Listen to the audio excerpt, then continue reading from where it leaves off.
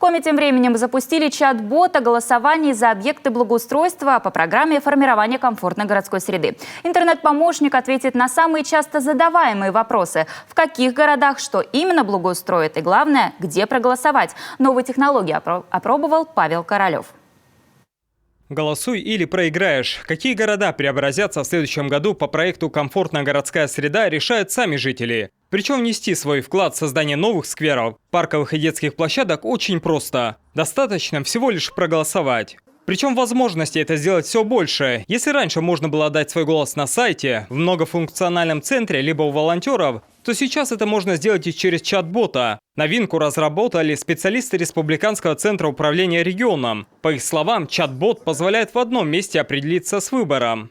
Он очень простой, и любой человек, который хоть когда-то держал мобильный телефон в руках, там очень просто разберется, может там же выбрать, собственно, ту территорию, во-первых, свой город, ту территорию, которую считает важным благоустроить в первую очередь, и, собственно говоря, перейти даже там через чат-бот на сайт, на котором ведется в том числе голосование.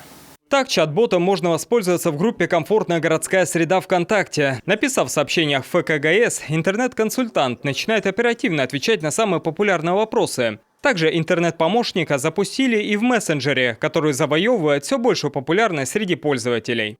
Ну и, как известно, молодежь у нас преимущественно сидит в Телеграме, и специально для них точно такой же бот был разработан в этом мессенджере.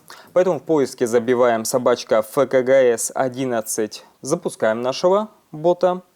Вот так он выглядит примерно. Нажимаем внизу кнопочку «Старт».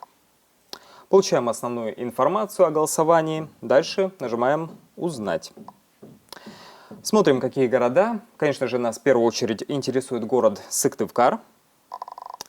Ну и тут фотографии основных претендентов на голосование. Например, меня больше всего интересует сквер за общежитием СГУ, который находится на коммуне 72. Осмотрев фотографии и объекты, уходим вниз чата, нажимаем «Как проголосовать».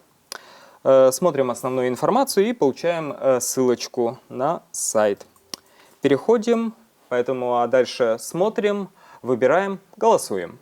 На сегодняшний день свой выбор уже сделали более 16 тысяч жителей республики. Но до окончания голосования осталось меньше месяца, поэтому важен каждый голос. Ну а результат этого интернет-опроса горожане смогут увидеть в следующем году воочию, выглянув из окна своей квартиры или сходив в ближайший сквер.